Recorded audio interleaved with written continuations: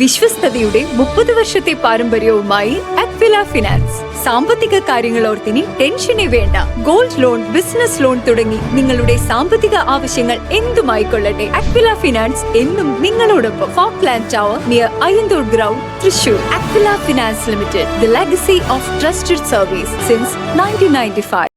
Chittur galaxy ക്ലബിന്റെ നേതൃത്വത്തിൽ ഈ വരുന്ന 26, 27, 28 തീയതികളിലായി ചിറ്റൂരിൽ വെച്ച് നടക്കുന്ന ഗാലക്സി പ്രീമിയർ ലീഗിനോടനുബന്ധിച്ചുള്ള താരലേലം നടന്നു. KTCA സംസ്ഥാന പ്രസിഡന്റ് വിപിൻ ഉദ്ഘാടനം ചെയ്തു.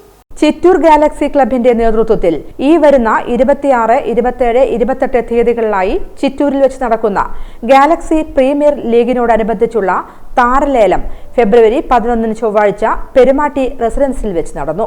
ഗാലക്സി പ്രീമിയർ ലീഗിന്റെ ഉദ്ഘാടനം KTCA സംസ്ഥാന പ്രസിഡന്റ് വിപിൻ നിർവഹിച്ചു. ലെജൻഡ്സ് പ്രീമിയർ ലീഗിന്റെ ഉദ്ഘാടനം പട്ടഞ്ചേരി പഞ്ചായത്ത് പ്രസിഡന്റ് ശിവദാസ് നിർവഹിച്ചു. ഗാലക്സി പ്രസിഡന്റ് രാജു ടി അധ്യക്ഷനായിരുന്നു. Independent director KSCB advocate Murugadas, Shri Vineeth എന്നിവർ ആശംസകൾ അറിയിച്ചു. പരിപാടിയിൽ നിതിൻ നാഥ് ഗാലക്സി സെക്രട്ടറി സ്വാഗതവും സനൽജി ഗാലക്സി ട്രഷറർ നന്ദിയും രേഖപ്പെടുത്തി.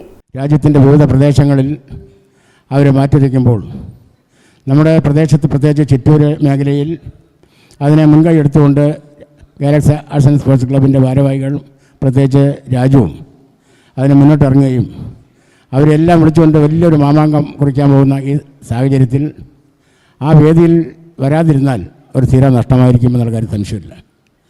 എന്നെ സംബന്ധിച്ചിടത്തോളം കലാകായിക താരങ്ങളെ വളർത്തിയെടുക്കുന്ന കാര്യത്തിൽ ഞാൻ ഗ്രാമപഞ്ചായത്തിൻ്റെ 37 വർഷക്കാലം പഞ്ചായത്ത് പ്രസിഡൻ്റായിരിക്കുന്ന കാലഘട്ടം മുതൽ, തുടക്കം മുതലെല്ലാം തന്നെ കേരളോത്സവം തുടങ്ങിയ പല പരിപാടികളും അതിഗംഭീരമായി നടത്താറുള്ള ഒരു ഗ്രാമപഞ്ചായത്താണ്.